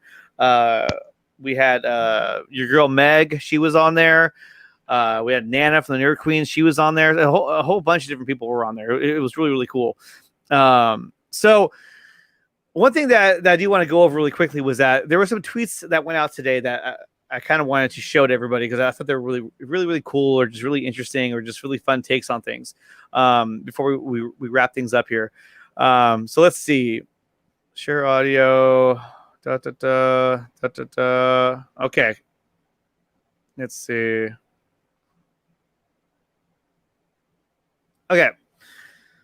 So Film God put this one out there earlier, which was basically happy birthday to David Fincher. It was his birthday today. And he made these comments about. I didn't know that. And he made these comments today about working with Marvel. He said, David Fincher says that there's not much sustenance working for Marvel. What? David Fincher says there is nothing at Marvel for directors. That's pretty harsh. But he also said it back in 2017. And this is from Matt McGloin. And if you know Matt McGloin, he's the guy who does what do you call it? Cosmic book news. So take it with a grain of salt. Another cool thing that I saw today was this one here.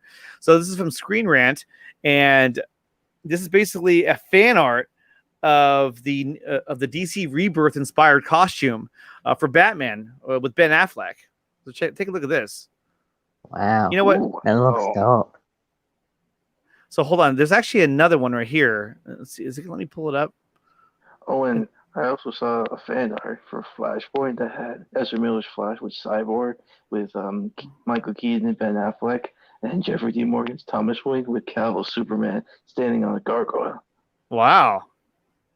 Wow, That's that a lot. looks, There's a lot going on there. yeah, But mind I thought blown. I thought this was really cool, though. I mean, look at that. That looks good. Oh, you know And what? then Hold just on. have, like Burn Hold on. I have to share the other screen because it took me to a new one. Oh, we got Master Blaster chewing on some food. Yeah, baby. What's up, man? So, did you see that video, or I mean, the picture I posted here?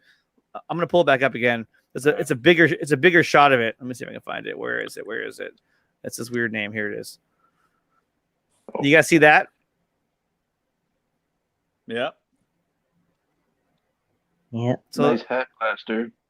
Wow. oh yeah, here we go. I would love to see that in live action. The big sombrero. That's it, baby. But see, like this picture of Batman, this would be badass. Like if he would have came out in this suit, I would have no qualms with this whatsoever. I would have been like, "Whoa, that's badass!" No, that'd be pretty cool, man. Yeah, yeah. I would And love to see that. Yeah, I just thought that was just so cool. And the cowl too. I thought the cowl looks really good. Although it kind of looks like a cat if you really look at it, but it still looks really really cool. I still think though, think that the gray suit was the best Batman suit from BVS. From BBS. Yes, and I like the Suicide Squad one. It was pretty sick. It was pretty organic. You know what I mean? yeah. And the Suicide Squad one, it was just, I think it was kind of darker. It wasn't as light gray as the BVS one was. You know, when I It think still looks amazing. I think the Batfleck suit is pretty good for number one. But if I had to choose a second and third place, my second would be the Batman Begins suit, and number three, the Tim Burton '89 suit. Yeah. Yeah. And the Batman Begins suit is really, really good. Here's this. Wait. Oh, the Batman Begins when he faces the Penguin. No, Batman No, Begins. Christian Bale. Christian Bale, dude. Oh, jeez. Oh, It's not about Batman Wow, Returns. you know what though? I like that suit he had in Asia, where he fucking freaking guided into the spot. You mean the Dark Knight suit? Oh no, you're talking about the suit that Ra's al Ghul wore at the his ninja hideout. Yeah, sure. The League of Shadows. Hey, it's been a long night. It's been a long night. Desert Eagle writes, David Fincher is right. Marvel films are not director driven. They are run by a producer. And that's kind of true in a sense because, I mean, you had Edgar Wright. What is that noise? Is that you, Master Blaster? Probably. What are you, like cracking your knuckles? Every time. Yeah, I know. But Edgar Wright tried to make a film. He tried to do Ant-Man, and they had creative differences to the point where he had to basically he got fired from the film, or they kind of went their separate ways because Kevin Feige, they have a certain look that they want for all of their movies and a certain feel, a certain tone, and also, what?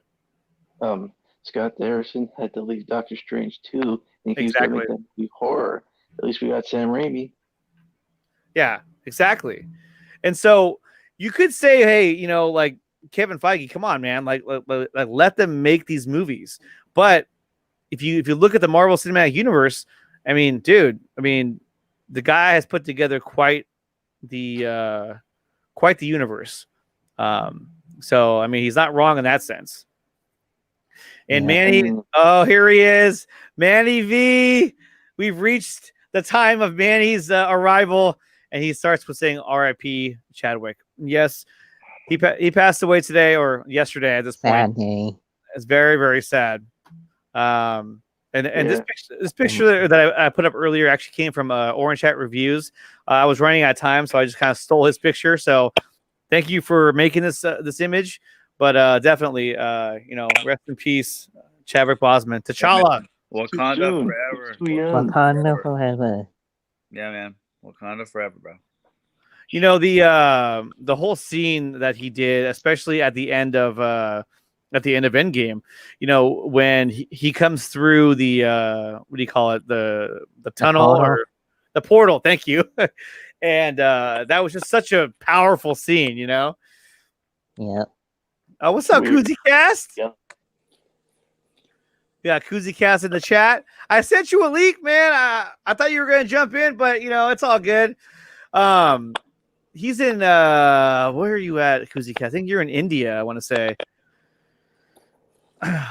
Hey, thank you for enjoying the show. Yeah, we had Jesse on here earlier from hashtag at Aircut. He's a big Aircut supporter, and that was pretty cool having him on here talking about the Aircut. I'm at the studio. At the studio. Are Damn, send you- it. Studio. Hell yeah. Play some beats. He's in Bangladesh. Oh, some BD. Some BD. Whee! It's the Canada of India. Yeah. Toronto. Yeah. He's in the Toronto of India. Oh my. Oh, he's making music. Hey, dude, you got to share some of your music on my show, man. I'm down to hear it. So whenever you want to share music, you let me know, and then we'll make a spot for you. Actually, you have a spot on my show anytime, Alex. You know that. Desert Eagle writes, Nickatina, not kind of true, the whole truth. Kevin Feige is a showrunner. He controls everything. Nothing gets past him. He has the final say. Exactly. But to his credit, he's put together an amazing universe for the MCU. I mean, you know, as much as I have all my DC crap around me, I love DC comics. I love DC movies. I love the MCU movies. I mean that I love they the set the MCU too. yeah. I mean, they set the groundwork for how you create a shared universe with superheroes. I mean, they nailed it. Yeah, even though DC tried to play catch up with them, at least DC got to the multiverse first. Well, they didn't because I mean, you look at it. Marvel was going to jump all over that multiverse. Yeah. And then this COVID thing happened, and all of a sudden they got derailed. And so DC they haven't even made a movie that even has the multiverse. They've just gone out of their way to be like, multiverse. They did.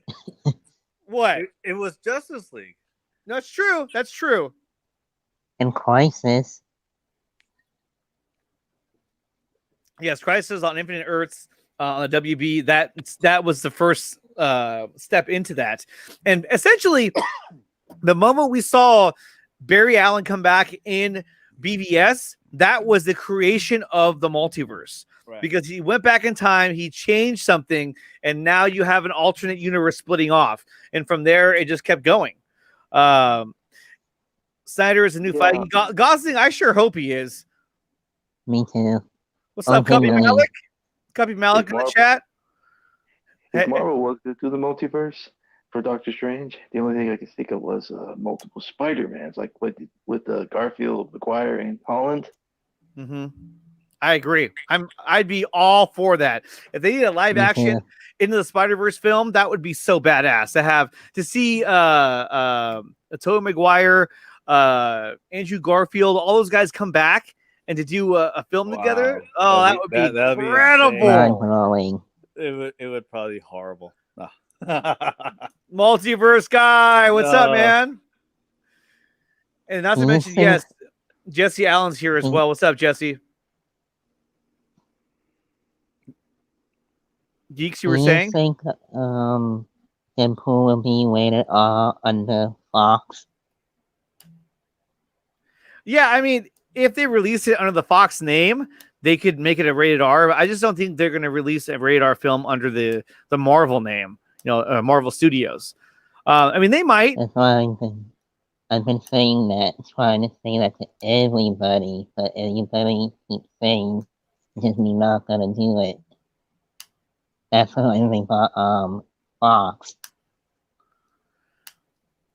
And Geeks, Jesse's saying that, if you do make a video or that you want to make a video, feel free to send one at any time. And same to everyone here. Yeah, I mean, he's down, I'm down. I saw your last video too, so and that was really good.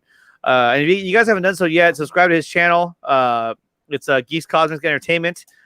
Dude, you got like 130 subscribers, 150. You're like putting pressure on me, man. Yeah. I went from 202 down to 200. I was like, I lost you. No. So, guys, if you haven't yet, I've been blowing up. I know you're on the come up right now. But if you guys haven't yet, please like and subscribe to my channel. Smash the like button, you guys. I don't know how many we have right now. I can't even see it on StreamYard. But yeah, definitely subscribe to the channel. Obviously, my goal is to have as many subscribers as possible. But in the end, it's just, you know, the more the merrier. So, like I said, like and subscribe. Like and subscribe to Geek's channel as well. He's got really good content on there. Everyone's coming out. Bruce from Krypton. What's going on, man? Yeah, R.I.P. Chadwick Boseman. Wakanda forever. Ibambe. Oh man, I'll never forget that scene at the end of Endgame when he's coming through with his Wakandan army, and he's saying that Ibambe. I was like, oh man, Andrew's gone. Oh no, sorry. Master Blaster's gone. His internet sucks, by the way. Mine is too. Yours has its moments, but Master Blaster's is pretty bad. I've been to his house. It's not that good, but it's gotten better though. It's gotten a lot better. Yeah, multiverse guy, RP Chadwick. You know, it's really sad what happened today, but you know, it goes to show you just how precious life really is. 2020 sucks. 2020 sucks. It really does. It has some good things in it though. We got the announcement of the Snyder Cut. DC fandom. So there were some good things, but there were a lot of things that weren't that good. Yeah, but yeah, like I was saying about it, sucky, but when I watched some Superman, it gave me hope, like Brad and around Seven Crisis. Even in the darkest times, hope cuts through. Hope is the light that lifts us out of darkness. Exactly. And do you know why we fall? So we can pick ourselves back up again. That didn't really go well. I shouldn't have said that. Your line was so much better, Andrew. It is. Michael Caine. Yeah. Nick, always love your show and the people in the chat. If you haven't shared and subscribe, the like button. Oh, that's great. Thank you. I'm all reading his own comment about myself. I'm like, oh, that's so good. That's so good. But yeah, you guys, please. Okay. Hey, Alex.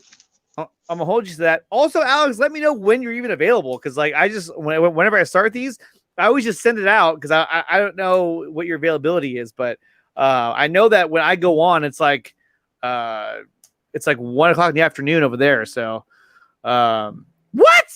Nickatina, I jumped on Chris Welling's stream for a sec earlier and plugged your show, bro. Oh, thanks. I thought you meant you left. I was like, oh man, but hey, I appreciate that. Thank you. No, Chris is a good friend of mine. Yeah, he was doing his Q&A. His Q&As, he goes on for hell long too. But he's in Hawaii. He's in Hawaii, so for him it's not that late. For him, it's 2 a.m. right now. I think for him it's like 11 o'clock at night. So he's always way behind all of us. And it's funny because when we were planning Crisis, the first one, I was talking with Dave Pena, and I was like, yeah, and I was saying, for Dave and I, it's not so bad because we're on the West Coast. Then I go, and then if you're Chris Wong, then you're in like yesterday's time. So he's always available. Like, hey, it's not too late for me. That's why he does a lot of these streams at night. But for him, it's not. So I always wanted to meet them. Who? Dave and Chris. Hey, Dave and Chris are two cool cats, man. I'm telling you, I've gotten an opportunity to meet them a few times already, and they are always welcome on my show. I've been on Dave's show a couple times already, both of which, I mean, dude, they're awesome guys, two of the best out there. That's why when we did the first Crisis for Justice Con, I knew I had to have both of them, and I was able to get both of them for that event. And that worked out so great. So, guys, I want to thank you guys. Oh, look, he's 12 hours ahead. Yeah, exactly. So it's 2 a.m. here. It's like 2:03 over there in the afternoon. So, go figure. Guys, I want to thank you so much for coming on here, Andrew. Geeks, thank you for coming on and chatting with us. I want to say thank you to Jesse for coming on, talking about the Ayer cut. I know he also brought in one of his what was her name? The Siggy. anyhow, she was on here earlier. Lethal Lightning stopped by to say what's up. Koozie Cast, Sickness, DC Extended, Ray Ray's Collection, Amshri, Vasanth, all you guys. And I know I'm missing a few. AK was in it for a minute. Thank you guys all for coming on. I know. You know what? I'm gonna try and get Chris one-on-one one of these days. I actually sent him a link tonight, but he hadn't. I don't even think he looked at it. But I just sent it kind of randomly, so he doesn't even know. But I am gonna try and schedule to have him come on the show. I mean, it actually lines up with his time that he likes to go on, so it actually makes a lot of sense. Chris, if you're watching, please. But I'll definitely try doing that pretty soon. And like Koozie Cast says, man, smash the like button, subscribe. And hashtag the Snyder Cut. Molly, we're gonna leave in a minute. My dog's trying to get out of here. She's like, we need to go to bed. Anyhow, thank you guys for coming on. You're welcome. You're welcome. And everyone in the chat, thank you so much for coming, for being here and talking with us the whole time. I had a great time today. I had a lot of fun. Thank you, Uniting the Streams and everybody's before not us united. Exactly, that's what I'm talking about right there. United. That's what we have to stand united, you guys. And like I said, thank you to Andrew. Thank you to Geeks for coming on. I had a great time tonight. I'm going to be out of town for a day or so, so I'll probably be back Monday night, I want to say. If not, it'll be Tuesday night because I have to go out of town to go do some stuff. So hopefully it'll be fun. I don't know. We'll find out. But like I said, you guys, thank you so much for coming on, and I will see you next time. Until then, stay cool. And like I said, I'll probably see you guys Tuesday night or Wednesday night for the Nickatina Show Midnight Run. I normally have the regular Nickatina Show on Sundays when I'm off, but unfortunately this Sunday I have to be somewhere. But if that changes, I will let you guys know as soon as I can so that we can all hook up one more time and just do what we do and talk about the shit we want to talk about and have fun doing it. So I'll see you guys next time. All right, thanks a lot.